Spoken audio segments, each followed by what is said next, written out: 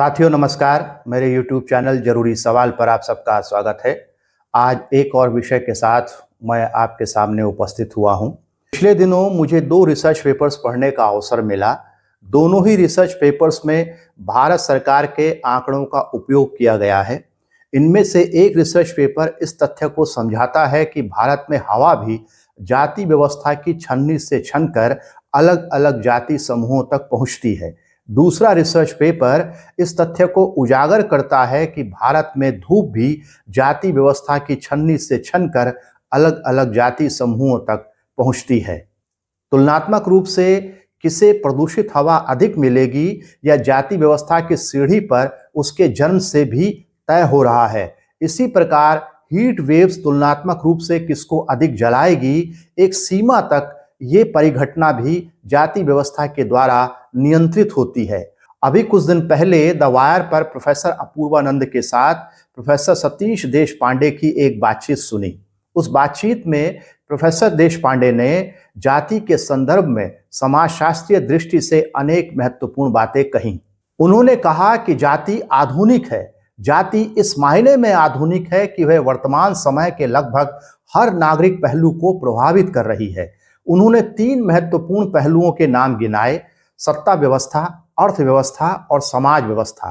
उन्होंने समझाया कि यदि भारत में इन तीनों सत्ताओं की व्याख्या करनी है तो इनके प्रचलित पैमानों के सहारे इन 3 सत्ताओं की व्याख्या नहीं की जा सकती। जाति के बिना इनकी व्याख्या पूरी नहीं हो सकती, क्योंकि भारत में ये तीनों तरह की सत्ताएं जाति की छन्नी से छनकर निकलती हैं। उन्होंने बताया कि जाति एक रिश्ता है, एक रिलेशनशिप है, अपने बरक्स किसी और की औकात को समझने का पैमाना है। इस अर्थ में जाति आधुनिक भी है और अनिवार्य भी, क्योंकि कौन किसके साथ बैठकर खा सकता है या कौन किसके साथ शादी कर सकती है या कौन पुरोहिती का काम करे या कौन टट्टी पेशाब साफ करने का काम करे, इन सवालों का उत्तर जातिगत औकात में है। अपूर्वानंद के साथ बातचीत में सतीश देशपांडे ने कहा कि भारत में राजनीतिक सत्ता, अर्थव्यवस्था और सामाजिक व्यवस्था का हर पहलू जाति की छन्नी से छनकर आता है।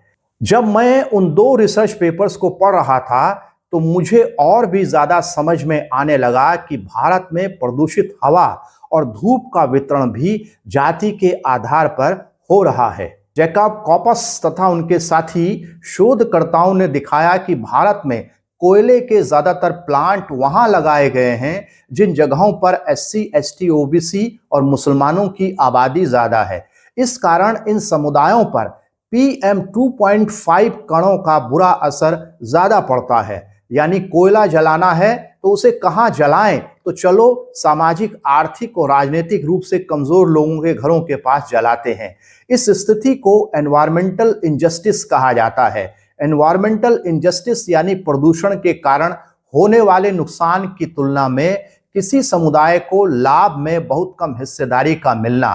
कोयले के प्लांट से निकलने वाले प्रदूषण से नुकसान किनको होता है और उस प्लांट से पैसा कौन कमाते हैं? कॉपस का शोध पत्र बताता है कि भारत में कोयले के प्लांट जाति देखकर लगाए गए ताकि उससे निकलने वाले प्रदूषण का नकारात्मक प्रभाव उत्पीड़ित जाति के लोगों पर पड़े और तथाकथित उच्च जातियां प्रदूषण के दुष्प्रभाव से तुलनात्मक रूप से बची रहें। ऐसा इसलिए हो पाया क्योंकि विभिन्न जातियों तक अर्थ, राजनीति और संस्कृति जाति की छन्नी से छनकर पहुंचती हैं। एनवायरमेंटल इनजस्टिस यानी विकास के पूंजीवादी मॉडल के कारण प्रदूषण से होने वाले नुकसान की तुलना में विकास से मिलने वाला लाभ कम होना या शून्य होना। पिछले दिनों मैंने जो दूसरा रिसर्च पेपर पढ़ा वो 5 स्कॉलर्स के द्वारा लिखा गया है। ये scholars Indian institute of management और इंडियन इंस्टीट्यूट ऑफ टेक्नोलॉजी से जुड़े हुए हैं। उनके रिसर्च पेपर का शीर्षक है caste inequality in occupational exposure to heat waves in India. Bharat में और विशेषकर भारत के उत्तरी और पश्चिमी भागों में अप्रैल से जून तक तेज गर्मी पड़ती है। अनेक जगहों पर तापमान 50 डिग्री सेल्सियस तक पहुंच जाता है। क्या गर्मी का दुष्प्रभाव उन इलाकों के सभी लोगों पर समान रूप से पड़ता है? ये शोध पत्र भारत सरकार के आंकड़ों के आधार पर इस तथ्य को उजागर करता है कि हीट वेव्स तुलनात्मक रूप से किसे ज्यादा सताएगी, ये बात भी जाति से तय होती है। इस शोध पत्र की विशेषता यह है कि इसमें पहली बार जाति आधारित पेशागत अलगाव और धूप में काम करने के बीच रिश्ते को क्वांटिफाई किया गया है, यानी इस रिश्ते को नंबर्स में नापा गया है। भारत में अगर पेशे जाति द्वारा तय होते हैं तो फिर कौन हीट वेव्स की मार को ज्यादा सहेगा और झेलेगा, यह भी जाति से तय हो जाता है। लेकिन झेलने की मात्रा में तुलनात्मक रूप से कितना अंतर है, इसकी गणना करने की कोशिश पहली बार की गई, वो भी 65 जिलों के सरकारी आंकड़ों के आधार पर। इस शोध पत्र में गणना की गई कि 2019 और 2022 के सालों में अप्रैल से जून के महीने में किस कैटेगरी के वर्कर्स ने अपने काम के घंटों का कितना समय धूप में बिताया।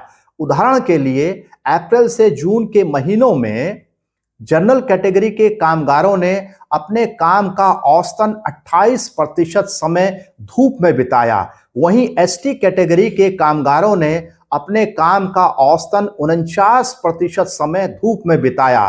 कहां तो 28% और कहां 49%। धूप के इस असमान वितरण को ही थर्मल इनजस्टिस कहा जाता है। शोध से पता चला कि 75% एससी और एसटी अपने काम का 75% समय धूप में बिताते हैं, यानी एससी और एसटी कैटेगरी के वो कामगार जो अपना 75% समय धूप में बिताते हैं, उनकी संख्या 75% है। वहीं जनरल कैटेगरी के ऐसे कामगार जो अपने काम का 75% समय धूप में बिताते हैं, उनकी संख्या 22% है। जबकि एससी एसटी कैटेगरी के ऐसे कामगार जो अपने काम का 75% समय धूप में बिताते हैं, उनकी संख्या 75% है। यह फासला बहुत बड़ा है। यह फासला जाति व्यवस्था के कारण पैदा हुआ है। क्योंकि यह फासला आज है, इसलिए सतीश देशपांडे का यह तर्क सही है कि जाति एक आधुनिक अवधारणा है, क्योंकि वह मौजूद है और जीवन के हर क्षेत्र को तय कर रही है, यहां तक कि धूप के वितरण को भी। National centre for disease control के आंकड़ों के अनुसार साल 2024 की 15 जून तक गर्मी से संबंधित बीमारियों के कम से कम 40,000 मामले दर्ज किए गए। गर्मी के कारण कम से कम 110 लोगों की मौत हो गई। इनमें से ज्यादातर लोग कौन होंगे? वही होंगे जिनके पास जाति की छलनी के कारण भी पैसा कम पहुंच पाता है। किनके पास पैसा कम होगा, इसके लिए जाति की छलनी पर भी ध्यान केंद्रित करना होगा। मैं ये नहीं कह रहा हूं कि जाति पर ही ध्यान देना होगा, मैं कह रहा हूं कि जाति पर भी ध्यान देना होगा। निधि सब्रवाल और वंदना सोनालकर का एक शोध पत्र है। इस शोध पत्र में जाति और जीवन से जुड़े विभिन्न पक्षों के बीच क्वांटिटेटिव रिलेशनशिप को उजागर किया गया है। इस शोध पत्र में स्कॉलर्स बताती हैं कि डोमेस्टिक हेल्प से जुड़े अनेक कामों तक छुआछूत की धारणा के कारण दलित महिलाओं की पहुंच तुलनात्मक रूप से कम होती है। साथ ही उन्हें समान काम के लिए तुलनात्मक रूप से तथाकथित उच्च जाति की महिलाओं की तुलना में कम पैसे दिए जाते हैं। यानी अगर दो महिलाएं एक सा काम कर रही हैं तो जाति के आधार पर उनमें से एक को उसी काम के लिए दूसरी की तुलना में कम पैसे दिए जाते हैं। सन 2013 में निधि सब्रवाल ने अपने एक अन्य शोध में पाया कि दिल्ली की अर्बन लेबर मार्केट में काम पर रखने के लिए छुआछूत का विचार सक्रिय रहता है। दिल्ली के शहरी इलाकों की 216 महिलाओं पर किए गए अध्ययन में पाया गया कि 37% दलित महिलाओं को खाना बनाने का काम मिला, जबकि तथाकथित उच्च जाति की 63% महिलाओं को खाना बनाने का काम मिला। लेकिन जब बात आती है सफाई के काम की, तो आंकड़े एकदम उलट हो जाते हैं। जहां 62.5% दलित महिलाओं को सफाई के काम पर रखा गया, वहीं 216 में से 37.5% तथाकथित उच्च जाति की महिलाओं को सफाई के काम पर रखा गया। काम तक पहुंच भी जाति की छन्नी से होकर गुजरता है। अब बात करते हैं उन्हीं 216 महिलाओं को एक ही काम के लिए कितना पैसा दिया जाता है। याद रखिए कि हम दिल्ली महानगर के शहरी क्षेत्र पर किए गए शोध की बात कर रहे हैं। खाना बनाने के काम के लिए जहां एक दलित महिला को 2,000 रुपये दिए जाते हैं, वहीं उसी काम के लिए तथाकथित ऊंची जाति की महिलाओं को 3,500 रुपये दिए गए। यानी दलित महिलाओं को पगार के साथ कंप्रोमाइज करने के लिए मजबूर किया गया। सफाई के काम के लिए एक दलित महिला को 500 रुपये दिए गए, वहीं तथाकथित उच्च जाति की महिला को 2 गुना यानी 1,000 रुपये दिए गए। चाहे काम तक पहुंच हो और चाहे काम के बदले मिलने वाला पैसा, दोनों को निर्धारित करने में जाति का असर रहता है। आप सोच रहे होंगे या सोच रही होंगी कि हीट वेव्स की बात करते करते मैं काम और काम के बदले मिलने वाले पैसे की बात क्यों करने लगा।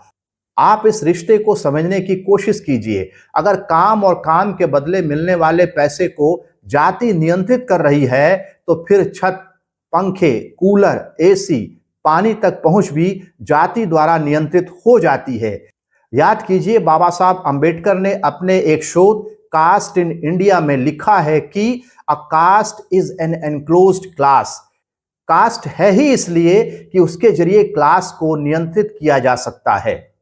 इसलिए कास्ट का मामला केवल इम्प्योरिटी का मामला नहीं है, बल्कि यह सवाल महत्वपूर्ण है कि इम्प्योरिटी का आइडिया ही इसलिए है ताकि उसके जरिए क्लास को निर्धारित और नियंत्रित किया जा सके।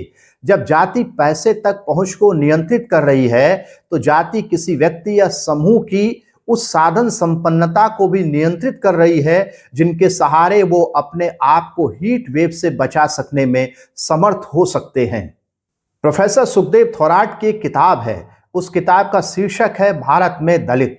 इस किताब के 12वें अध्याय में एक टेबल दी गई है, टेबल 12.3। इस टेबल में उन्होंने जनगणना रिपोर्ट 1991 और 2001 के हवाले से यह बताया है कि भारत में कैटेगरी वाइज मकानों की स्थिति क्या है। साथियों, वायु प्रदूषण और हीट वेव के कारण ज्यादा पीड़ा किसे होती है, इस बात को समझाने के लिए मैंने प्रोफेसर थोराट द्वारा तैयार की गई टेबल को अपने तरीके से इस्तेमाल किया है।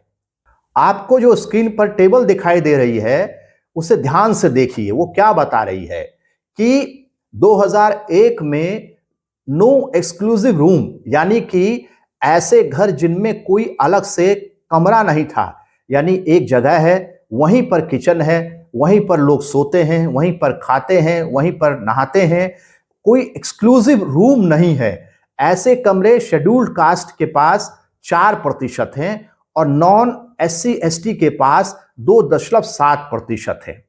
एक कमरे का मकान शेड्यूल्ड कास्ट के पास 47.7% लोगों के पास है और नॉन SC ST जो लोग हैं उनके पास 34.9% लोगों के पास है। इसी तरह अगर हम देखें तो जैसे जैसे कमरे बढ़ रहे हैं, वैसे वैसे हम देख रहे हैं कि शेड्यूल्ड कास्ट के पास उस तरह के जो मकान हैं उनकी संख्या कम होती जा रही है। जैसे अगर हम 3 कमरे के मकान का उदाहरण लें, तो 3 कमरे के जो मकान हैं वो शेड्यूल्ड कास्ट के पास में 10.5% है, जबकि non scheduled caste scheduled tribe के पास में उनकी संख्या 15.8% है। इसी तरह 4 कमरे के मकान अगर हम लेते हैं तो शेड्यूल्ड कास्ट के पास 4 कमरे के मकान अब और कम होकर के 4.6% हो जाते हैं, जबकि non scheduled caste scheduled tribe के पास ये 8.7% है। हम देख रहे हैं कि जहां नो एक्सक्लूसिव रूम की बात आती है, वहां पर शेड्यूल्ड कास्ट के पास मकानों की संख्या ज्यादा है, यानी सुविधा विहीन जो मकान है वो शेड्यूल्ड कास्ट के पास ज्यादा है। लेकिन जैसे ही हम जो है ये देखते हैं कि 2 और उसके बाद की जो संख्या है उसको समझने की कोशिश करते हैं, तो हम देखते हैं कि शेड्यूल्ड कास्ट के पास में 2 कमरे, 3 कमरे, 4 कमरे, 5 कमरे, 6 कमरे या उससे ज्यादा कमरों के मकानों की संख्या जो है तुलनात्मक रूप से कम होती जाती है। तो ये कैसे तय हो रहा है? क्योंकि जब काम जाति से तय हो रहा है, काम के बदले मिलने वाला वेतन जाति से तय हो रहा है, तो फिर कौन 4 कमरे का मकान खरीद सकता है, कौन 6 कमरे का मकान खरीद सकता है, यह बात भी जाति से तय हो जाती है। 2001 की जनगणना के आंकड़े बताते हैं कि नॉन SC ST की तुलना में SC की सुविधाजनक मकानों तक पहुंच कम है। SC के पास जितने मकान हैं उनका 4% मकान ऐसे हैं जिनमें अलग से कोई कमरा नहीं है। 4 दीवारी है और उसके अंदर एक ही जगह पर किचन, बैठक, सोने की जगह आदि हैं। सब कुछ इसी एक जगह पर किया जाता है। जबकि एससी के 4% की तुलना में सामान्य वर्ग के 2.7% घर ऐसे हैं जिनमें अलग से कोई कमरा नहीं है। करीब 5% एससी के पास 4 कमरे के मकान हैं, जबकि नॉन एससी एसटी के करीब 9% लोगों के पास 4 कमरे के मकान हैं। ये फर्क काफी ज्यादा है। नॉन एससी एसटी के 3.5% लोगों की तुलना में एससी के केवल 1.5% लोगों के पास 5 कमरों के मकान है। यानी शेड्यूल कास्ट लोगों की तुलना में नॉन एससी एसटी लोगों के पास 2 गुने से ज्यादा प्रतिशत में 5 कमरे के मकान है। ज्यादा कमरे का मतलब होता है ज्यादा खिड़कियां, ज्यादा दरवाजे, ज्यादा रोशनदान, ज्यादा हवा, तपन से कुछ राहत देता हुआ किचन आदि। केवल 18% शेड्यूल कास्ट ऐसे हैं जिनके पास 2 कमरे से ज्यादा कमरों के मकान हैं, जबकि 18% शेड्यूल कास्ट की तुलना में 32% नॉन एससी एसटी लोगों के पास 2 कमरे से ज्यादा कमरों के मकान हैं। जाति से व्यवसाय तय हो रहे हैं, जाति से समान काम के लिए भिन्न पगार तय हो रही है। कौन धूप में जलकर काम करेगा और कौन छाया में बैठकर काम करेगा, इस तथ्य को जाति तय कर रही है। काम के प्रकार का संबंध कमाई के साथ है और कमाई का संबंध घर के प्रकार के साथ है। काम के घंटों के बाद किसको आरामदायक घर मिलेगा, इस तथ्य को भी जाति निर्धारित कर रही है, जैसा कि 2001 की जनगणना के आंकड़ों से उजागर हो रहा है। भारत सरकार की ministry of housing and urban poverty alleviation ने 2013 में एक रिपोर्ट प्रकाशित की। इस रिपोर्ट का नाम है state of housing in India. इस रिपोर्ट के पेज 22 पर बताया गया है कि भारत में अभी भी 42% घर ऐसे हैं जिनमें कोई बाथरूम नहीं है। अगर शेड्यूल कास्ट के पास बिना कमरे के घर ज्यादा हैं तो बिना बाथरूम के घर भी उनके पास ही ज्यादा होंगे।